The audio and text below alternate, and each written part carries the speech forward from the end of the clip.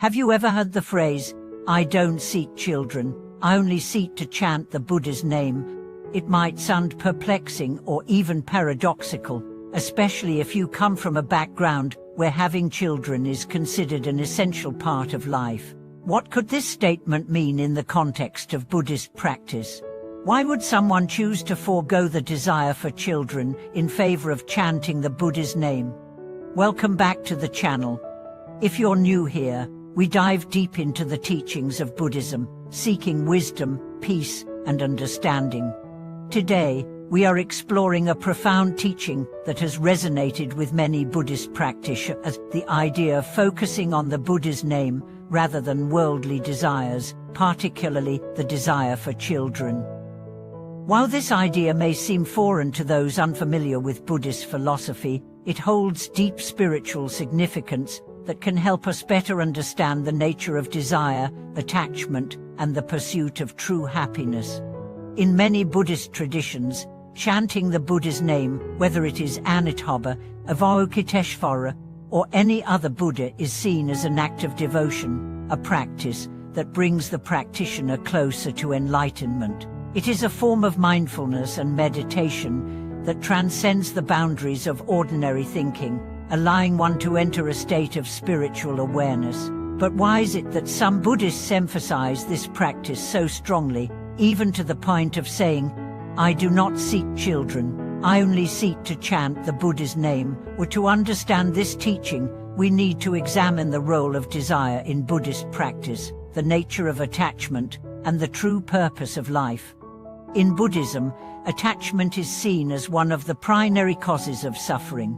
Whether we are attached to material possessions, relationships, or even our own self-image, attachment keeps us tied to the cycle of birth, death, and rebirth samsara.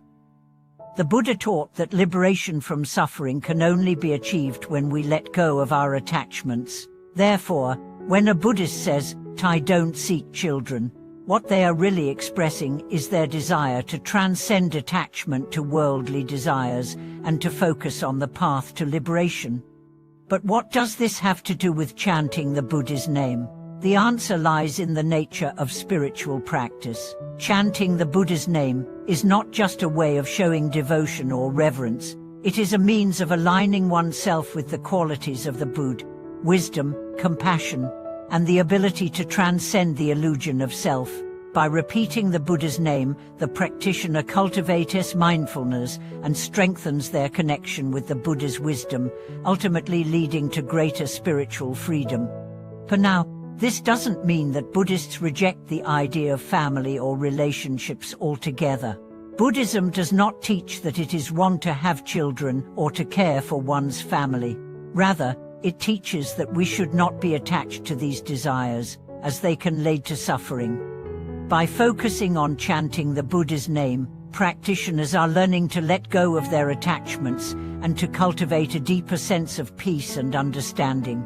Let's consider the statement more deeply: "I don't seek children, I only seek to chant the Buddha's name." On the surface, it may appear to be a rejection of the desire for children, which seems counterintuitive to our natural human instincts.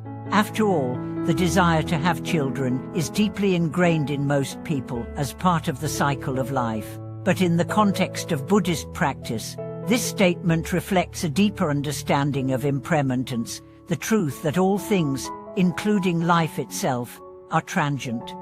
In Buddhism, we are taught to recognize the impermanence of all things, and to detach ourselves from worldly desires that led to suffering. By prioritizing the chanting of the Buddha's name, a practitioner is reminding themselves of the impermanence of life and focusing on the eternal qualities of wisdom and compassion.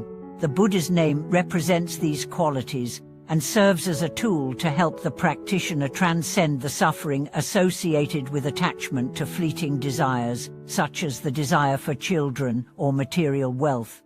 Let's take a closer look at the concept of attachment in Buddhism.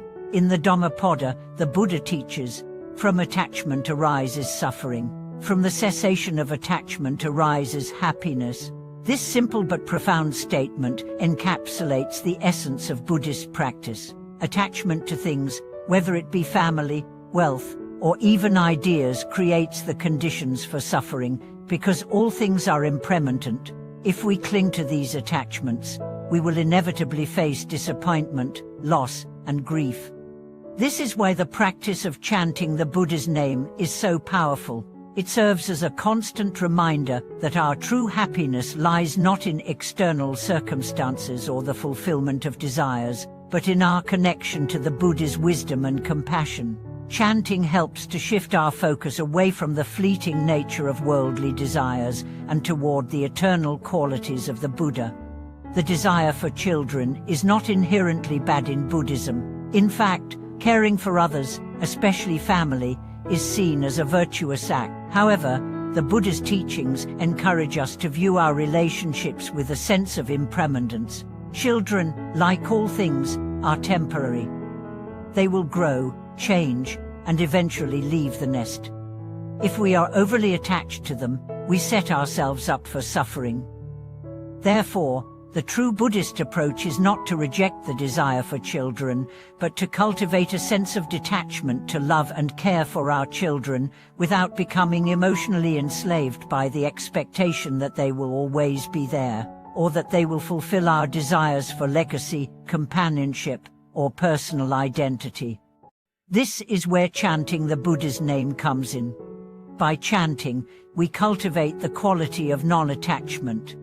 We practice living in the present moment, appreciating the people and experiences we have, without clinging to them or expecting them to last forever. The Buddha's name helps us remember that everything is impermanent, and that true peace comes from accepting this reality and finding joy in the present moment, rather than seeking fulfillment from external sources. Additionally, chanting the Buddha's name can be a way to cultivate spiritual focus.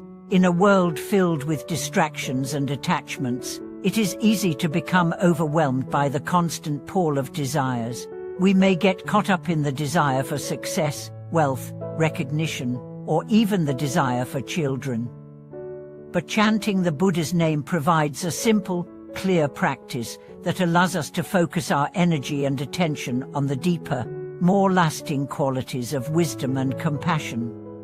It helps us remember that the fulfillment of worldly desires will never bring true peace, and that our ultimate purpose is to awaken to the truth of our interconnectedness and the impermanence of all things. Let's now consider the practical aspect of this teaching. How can we apply this practice in our own lives?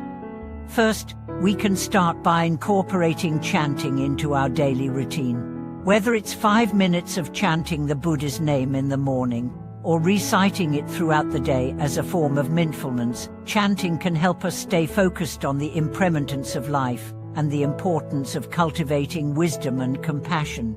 It's not about rejecting desires or avoiding life's challenges. It's about embracing life fully while remembering that everything is temporary and that true happiness lies within. Another way to embody this teaching is through the practice of gratitude. When we focus on the present moment and acknowledge the impermanence of all things, we can cultivate a deep sense of gratitude for the people and experiences we have, without becoming overly attached to them. This gratitude helps us appreciate the beauty of life as it is, without feeling the need to control or possess it.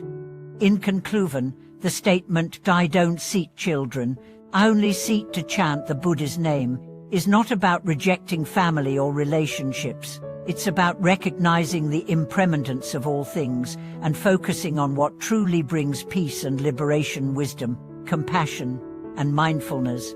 By chanting the Buddha's name, we cultivate the qualities of non-attachment, spiritual focus, and gratitude, which ultimately led to greater peace and understanding in our lives. Thank you for watching this video. If this teaching resonated with you, please leave a comment and share your thoughts. How does chanting the Buddha's name helped you in your practice? Let's continue to support each other on this journey toward wisdom and peace. If you enjoyed this video, please subscribe to the channel, like the video, and share it with others who may benefit from this message. May all beings be free from suffering, and may all beings attain peace.